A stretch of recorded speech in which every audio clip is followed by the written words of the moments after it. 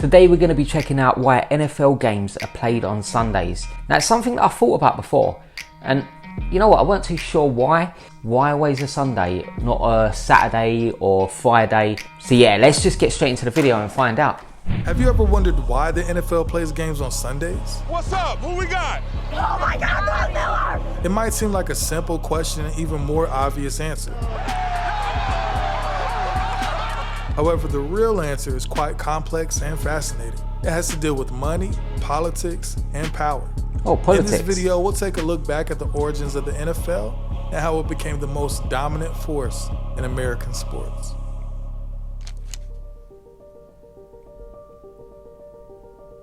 The NFL, or the National Football League, was founded in 1920, originally as the American Professional Football Association, or the APFA, a league of independent teams that play mostly on Sundays. But why? Why Sundays? Well, part of the reason was because this was the only day that most players and fans were free from work. At the time, football was king. College, that is. And it played its games on Saturdays. The NFL didn't want to compete. Okay, so it's kind of like college took priority. In the UK, we have Sunday League football. Now, Sunday League is for amateurs. It's for people that don't play professionally. They're obviously working in the week. They're working possibly on a Saturday. Sunday was a day that was good for them to be able to create those leagues. NFL's professional, so why they don't play on a Saturday? So at the moment, it's college takes priority. Compete with the established and popular college game. So it chose Sundays as its main day. However, not everyone was happy with this decision. Some religious groups protested against playing football on Sundays, arguing that it violated the Sabbath and distracted people from worship. Some states even had laws that banned or restricted sports on Sundays, known as blue laws. The NFL had to deal with these legal challenges and public criticisms, but it also had to deal with another problem: lack of exposure. In the 1920s and 30s, the NFL struggled to attract fans and media attention. The league was overshadowed by college football, baseball, boxing, horse racing.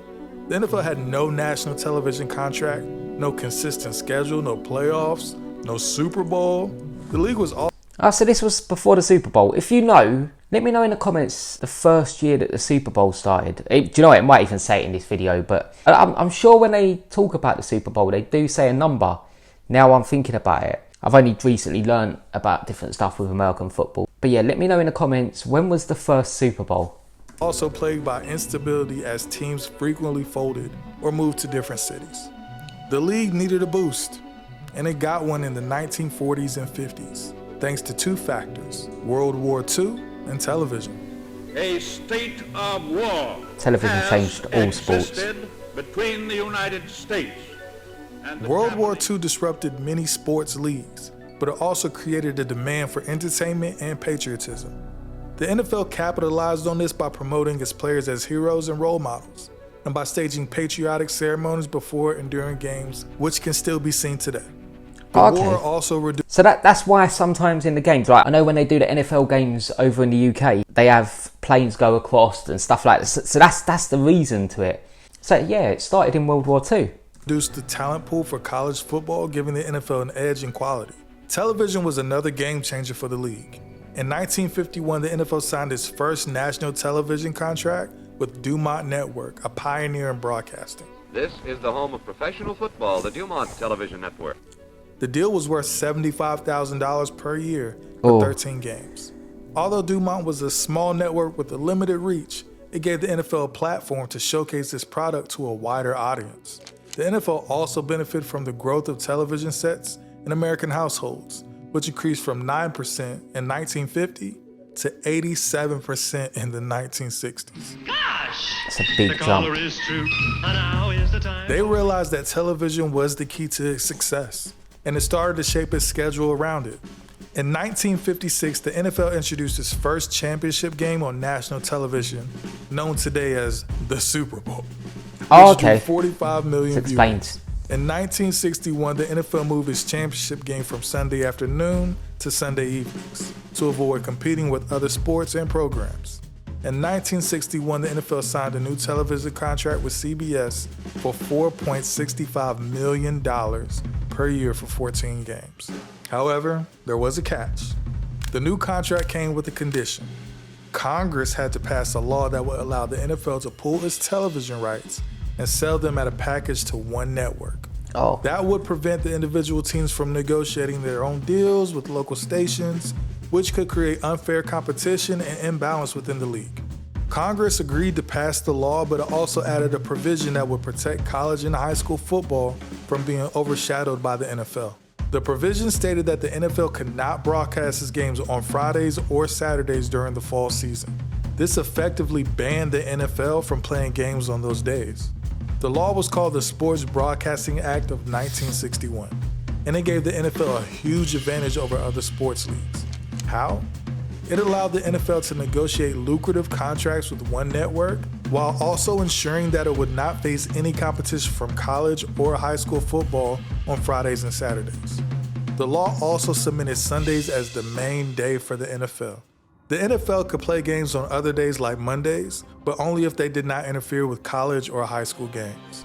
I think I've heard there's games on Mondays. I don't know, is there any other days that they play football throughout the week, or is it just Sundays and Mondays that you're going to see a football game? Also gave the NFL an exemption from antitrust laws, which meant that it couldn't be sued for monopolizing or restricting competition in sports broadcasting. The Sports Broadcasting Act of 1961 was a turning point for the NFL. It gave the league stability, exposure, revenue, and power. It also established Sundays as the sacred day for pro football, a tradition that continues to this day.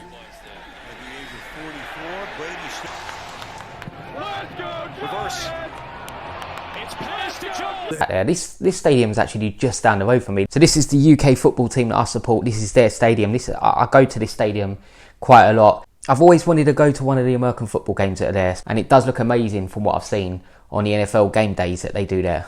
Games, weather delays, or pandemics. But for the most part, Sundays remain the dominant day for the NFL, the action on that day. The thing is, it does sound good. Sunday night football, it just kind of works for that. And that video was really good. I think this is a new channel as well, yeah. So it's called Another Sports Channel. I will put the link for the original video down below, so make sure you go and check it out. At the moment, it's only got about 1,500 subscribers, which is crazy because I think that video was really well put together. It was really informative. It kind of broke it down for me so that now I understand the whole Sunday thing. After that, yeah, it makes sense. It makes clear sense. Obviously, the rights for TV and everything, yeah, definitely makes sense. Thank you for checking out the video today. If you enjoyed it, please feel free to hit that like button. But for now, I will see you on the next reaction.